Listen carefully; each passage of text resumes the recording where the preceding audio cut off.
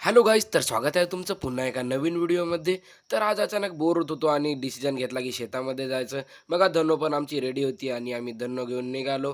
तेवढ्यामध्येच आम्हाला प्रदीपराव भेटले आणि प्रदीपराव देखील दाढी वगैरे करत होते.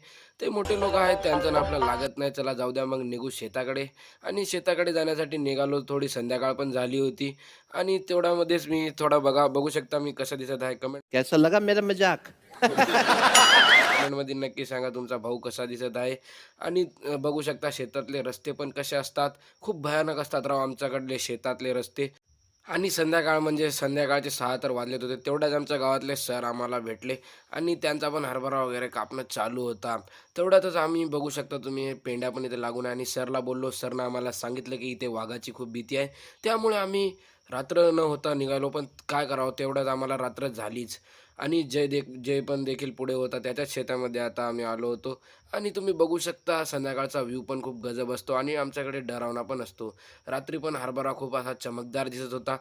आम्ही तेवढ्यामध्येच भाजण्याचा डिसिजन घेतला.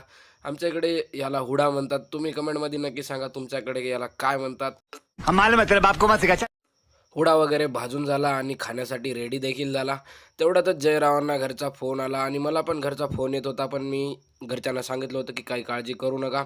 मग खूप रात्र झाली होती आणि घरी जाण्यासाठी तर फाटत होती. पण त्यामुळे आम्ही निघालो बिनधास्त. जयराव सोबत होते त्यामुळं काही वाटलं नाही मला आणि निघालो. बघू शकता रात्री रस्ता किती खराब असतो आणि डरावना पण असतो. आम्ही कसंबसं निघालो आणि काय नाही राव, रोजची सवय झालेली आहे. त्यामुळे आम्हाला काही भीतीसुद्धा वाटत नाही.